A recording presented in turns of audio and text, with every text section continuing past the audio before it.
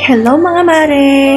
Another day, another mini vlog na naman tayo. For today's video nga mga mare, si Papa check up natin si Ate Fel kasi absent siya ngayon dahil masakit yung ngipin niya. Hindi nga siya nakatulog ng maayos kagabi mga mare, kaya sabi ko sa kanya, umabsent na lang siya ngayon para maipa-check up namin siya. Pero dahil nga maaga pa rin kaming nagigising na mag-iina mga mare, kahit na hindi kami papasok, is naglinis muna ako dito sa bahay at prepare muna yung mga lulutuin kong gulay mamayang tanghali. Habang naglilinis pa nga lang dyan ako mga mare is binigyan ko muna sila ng activity na gagawin nila sa kwarto para kahit papano, kahit hindi sila nakapasok ngayon sa school is gagana pa rin yung utak nila. Si Ate Phil nga lang yung nag-absent ngayon mga mare kasi si Bunso wala silang pasok. Kaya sinamantala ko na din munang maglinis-linis at magligpit dito sa bahay namin. Ewan ko ba mga mare kung saan nanggagaling talaga itong mga kalat at mga ligpitin. Kasi nga, di ba mga mare, halos maghapon na wala naman kami dito sa bahay. Tapos, sa gabi naman, mga mare, bago ako matulog, is nag-aayos at nagliligpit muna ako. Ewan ko lang talaga mga mare kung saan-saan nanganganak yung mga ligpitin.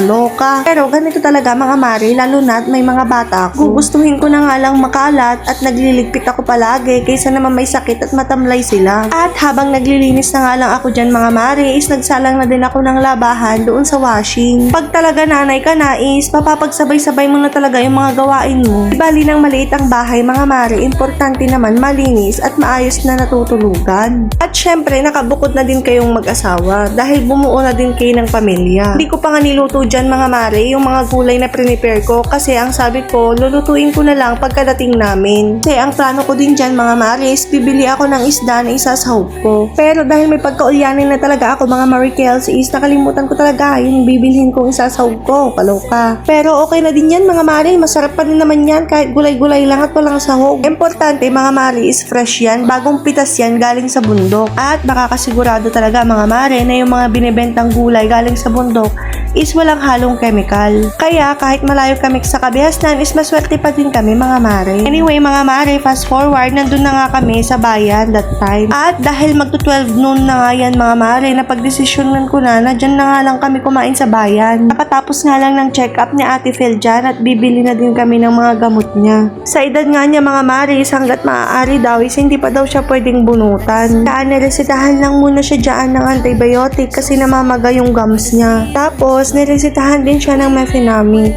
Hirap talaga mga mare pag ang mga bata ang may sakit. Lalo na ngayon mga mare at pasukan. Kaya napipilitan tayong paglibanin sila sa school. O siya, hanggang dito na lang ulit mga mare. Maraming salamat ulit sa panonood. Bye-bye! Please hit the follow button mga mare.